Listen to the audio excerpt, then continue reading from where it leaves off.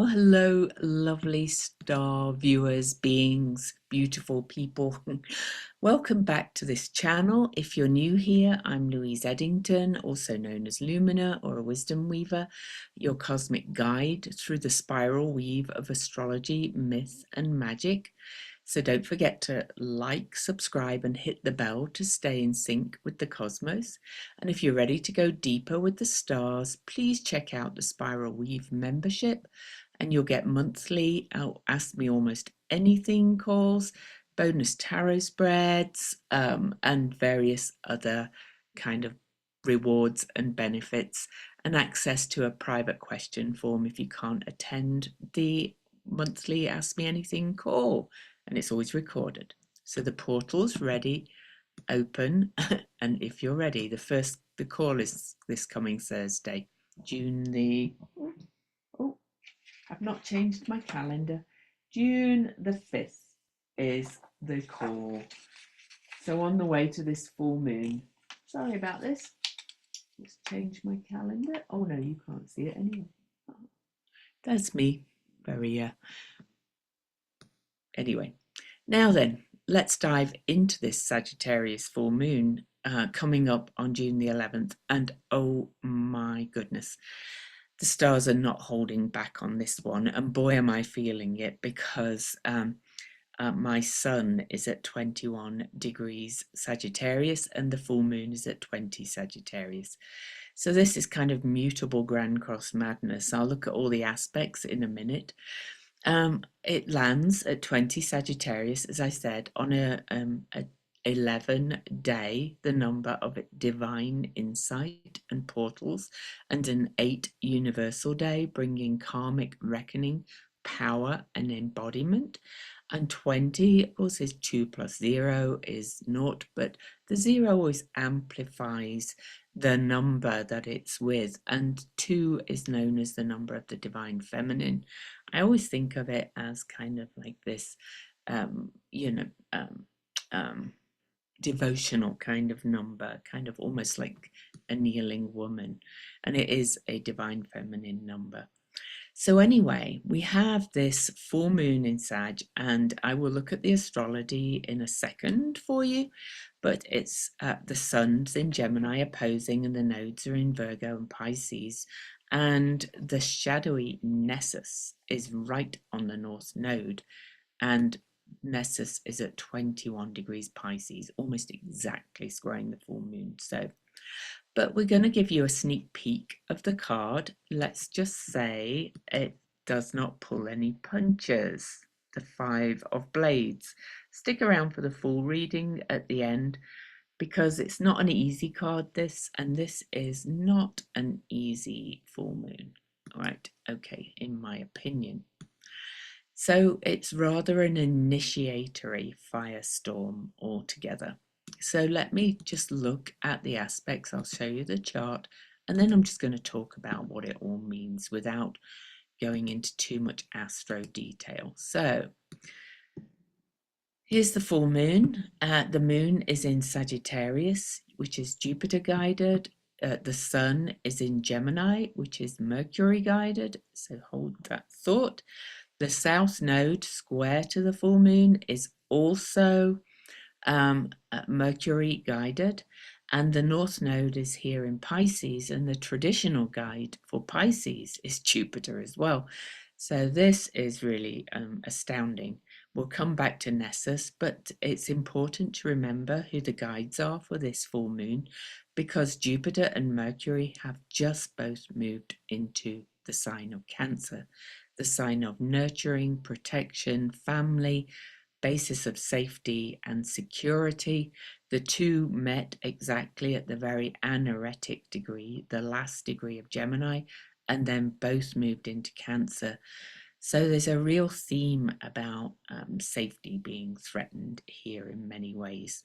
So I'll talk about this mutable Grand Cross, but we also have Chiron and Pallas Athena. Well, Pallas Athena is almost exactly aspecting the full moon at 22 Aquarius, but she brings in Pallas Athena, the wise justice warrior. So this is the space holder, the spinner of grace, and the wise justice warrior Incidentally, Jupiter's daughter opposing Mars in Leo. This is really interesting, this whole full moon. The other major aspects, there's so much going on in this chart, are that Venus is almost exactly opposing Vesta in Scorpio. Venus has moved into her home sign of Taurus, and these two are square to Pluto in Aquarius. So we have a lot of tense aspects, a mutable Grand Cross, a fixed T-square. Whew, this is going to bring a lot of firestorm. One last thing I'm going to kind of weave in a little bit is that Mars over here in Leo is not only opposing Pallas Athena, the two of them are aspecting Chiron and Eris, the pot stirrer or table shaker in Aries. There's so much fire and air in this chart. So let me stop the share and just riff on a few words I wrote down for you. So you could say that this full moon really is about truth erupting through illusion, right? Sagittarius wants freedom, Gemini wants opinions, but the nodes, especially with Nessus, the buck stops here, that's the centaur, demand a reckoning with the karmic abuse of knowledge and spirituality. We've also got some wounded wisdom with Mars aspecting Chiron and Eris. That can stir anger at the systems and the stories that have harmed us. And we can also get some healing through discernment. The Venus opposition to Vesta and square to Pluto invites a re-devotion to what truly matters deep down. What are your core values? What really, really matters to you? What are you married to that's draining your essence as well, though? What could need to be purged? So there we also have Jupiter in Cancer, just bringing in a new cycle. And as the full moon's guide, it brings a call to reclaim the womb of the world, emotional truth, soul belonging, and ancestral healing. And of course, Jupiter is still traveling with Mercury, even though they're beginning to move apart. So this is about speaking about this as well, about reclaiming the womb of the world. I have mentioned before the Seek Prayer for America. You can actually Google that if you like. It was by Valerie Kaur, Kaur, where she said, what if this is not what if this is the womb, this time we're in? It feels like now we're in the time of reclaiming it, right? So we also have that Chariclo and Pallas in Aquarius, lending grace and strategy to all this madness that's going on around. They are anchoring vision in sacred neutrality and divine design. So you have some really powerful energies here that you can tune into, if you like, to create healthy options, to provide freedom, to start speaking your truth, and to say, I've had enough. Nessus, the buck stops here. I think more abuses of power will be revealed to those not living in integrity on this full moon. Full moon is going to shine a big light. Oh, sorry about my arms. I just gave platelets today. But shine the big old light on their energies, and more information is really going to come to the truth. It really is a truth test, a soul pilgrimage, and a sacred confrontation with what lies beyond the maps that we've inherited. I've talked kind of about this many, many times. There'll be an element of reweaving of ancestral wisdom with Jupiter and Mercury.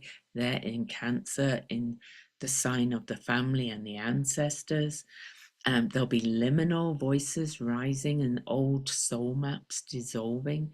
And there'll be a kind of this womb-based knowing. It's something you know right in your gut, right? With Jupiter and Mercury, the two guides for this whole full moon and the whole Mutable Grand Cross are really about tapping into that gut knowing. and really kind of coming and nurturing, doing that self-care and healing so that you can move forward. And then there's this element also of restoring some clarity through chaos, right? But we've also got some symbols for this full moon, and they are quite interesting as well. So first, the Sabian symbol is a child and a dog with borrowed eyeglasses. This is really a call that invites you to examine what you think you know. Who taught you how to see? Who gave you the lens, right, that you see through? Who gave you the words that weave the stories that you tell yourself as you see the world through this lens? You're in borrowed eyeglasses. Well, or you're going to borrow eyeglasses to see things differently on this full moon. It's such an interesting one. Now, the Omega symbol by John Sandbach adds mythic weight. Deep in the jungle, travelers discover the ruins of an ancient city. A reminder that deep in the tangle of your wild self, wisdom sleeps, waiting to be reawakened. And the Chandra symbol, toads singing at night. This is kind of haunting, liminal, ancient. If you've ever been in a place where you can hear the toads singing at night, a chorus of voices long silenced now rises, and you're one of them if you choose. So now on to the card, right? Let's go on to this card, and a reminder before we go to, you know, subscribe and all that. But after I read the card, I'm just going to kind of sum up this whole full moon for you, right? So the Five of Blades again from the Red Threads Tarot. The official words for this card in the book are I am beaten. The Five of Blades is not an easy card. This is known as the sorrow, defeat card, the sting of betrayal, the bitter taste of truth when illusions fall away. Yes, I'm afraid this one hurts, but it's not the end. This is the recognition, because fives are also cards of change, right? This card echoes the full moon's mutable Grand Cross. We're being pulled in all directions, trying to make sense of truth versus story, loyalty versus freedom, past versus becoming.